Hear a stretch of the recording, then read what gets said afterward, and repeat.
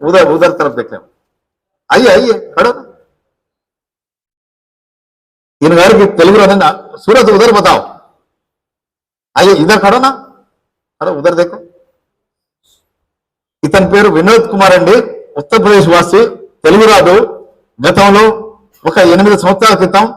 చెత్తకుప్పల కుళ్ళిన వ్యర్థాలు తినుకుంటూ వీధి సునకాలతో సహజీవనం చేస్తున్నటువంటి దుర్భర స్థితి అనుభవించాడు నేడు బాగై సమాజానికి ఎటువంటి నేను నాతో పాటు సేవలు అందిస్తూ 24 గంటలు ఉంటున్నాడండి మీ అందరి చప్పలతోటి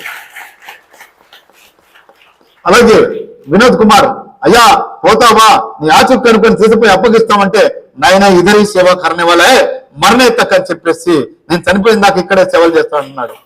వినోద్ కుమార్ అతను గతంలో పోలీస్ డిపార్ట్మెంట్ లో పనిచేసేటట్ట ఆ డ్రెస్ నే ఇష్టపడతాడు ఇప్పుడు కూడా అదే డ్రెస్ మీద పోలీస్ డిపార్ట్మెంట్ వాళ్ళు ఇచ్చిన డ్రెస్ వేసుకుంటాడండి అది మేము ఎక్కడ తింటే ఏ అర్ధరాత్రి పిలిచినా ఏ రైల్వే పోలీసులు పిలిచినా ఇక్కడ శవం ఉంది యాక్సిడెంట్ అయింది ట్రాఫిక్ జామ్ అయిందంటే దా వినోద్ భాయ్ అనగానే చలో అని వస్తున్నాడు తప్ప నేను నిద్రపోవాలి నేను ఇప్పుడే పడుకుంటాను నాకు చేతగట్లేదని అనట్లేదండి మరి రెండో వ్యక్తి వీరబాబు ఇతని పేరు గంధసీర్ అంటే చాలా మందికి తెలుసు అక్కడ రాజులు ఉంటుంటారు జంగాలు ఉంటుంటారు ఆ ఊర్లో ఇతనికి తండ్రి లేడు ఇద్దరు అన్నదమ్ములట గౌడ కులానికి చెందిన వ్యక్తి ఇతను ఫుల్ బాటిల్ తాగుతాడండి తల్లికి భయం ఊరికి భయం ఊరికి రాక్షసుడిలాగా ఉన్నాడు ఆయన్ని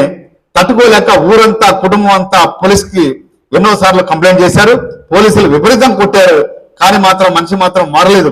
ఈ మధ్య కాలంలో తట్టుకోలేక ఆ ముదిగొండ ఎస్ఐ గారు నన్ను పిలిపించి అప్పగించారు అతన్ని వాళ్ళ ఊర్లో పోయి మద్యం షాపులో ఉండగా పట్టుకొని వచ్చాను మరి ఆయన మాటల్లోనే మీరు విందురు గాని మరి నేడు బాగా మద్యం ముట్టుకోకుండా మంచి మాటలతోటి తాగితే ఏంటి తాగకపోతే ఏంటి తాగుడు వల్ల వచ్చే నష్టాలేంటి కష్టాలేంటి సుఖం ఏంటి ఆరోగ్యం ఏంటి అనారోగ్యం ఏంటి మరణం ఏంటి దీనికోసమైనా మనకు భగవంతుడు జన్మనిచ్చింది ఏ గ్రంథాల్లో తాగమని రాసి ఉన్నది తాగిన తర్వాత మైండ్ కొలాప్స్ అయిపోయి రాక్షసులుగా ప్రవర్తిస్తున్నారు మరి నేడు బాగా అనేక రకాల కష్టతరమైన సేవలు నాతో పాటు చేస్తున్న వీరబాబుకు కూడా మీరందరూ చప్పట్లతో ఆశీర్వదించేసి మనిషి మారడానికి అవకాశం ఉంది మార్చే అవకాశం ఉంది అని వాళ్ళని శిక్షించకుండా దండించకుండా జైల్లో పెట్టకుండా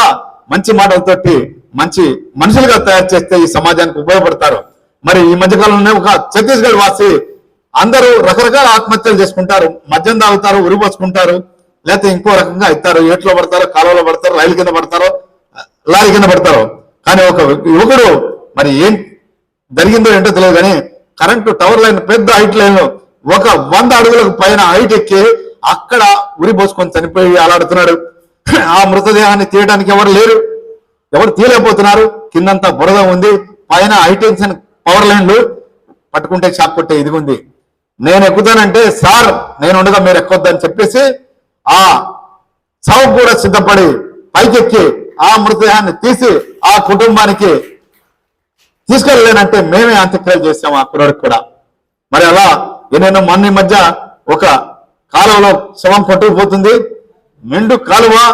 మధ్యలో ఉంది ప్రాణాలు సైతం లెక్క చేయకుండా ఈదుకుంటూ పోయి ఆ మునిగిపోయిన మృతదేహాన్ని కూడా తీసుకొచ్చిన వీరబాబు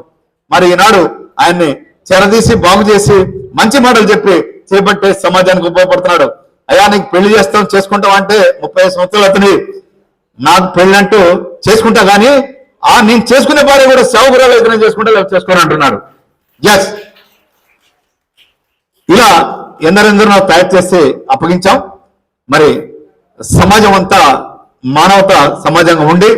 మంచి సమాజ నిర్మాణం కోసం అందరం ఒకటవుదాము మానవ ధర్మాన్ని కలిగి ఉందాం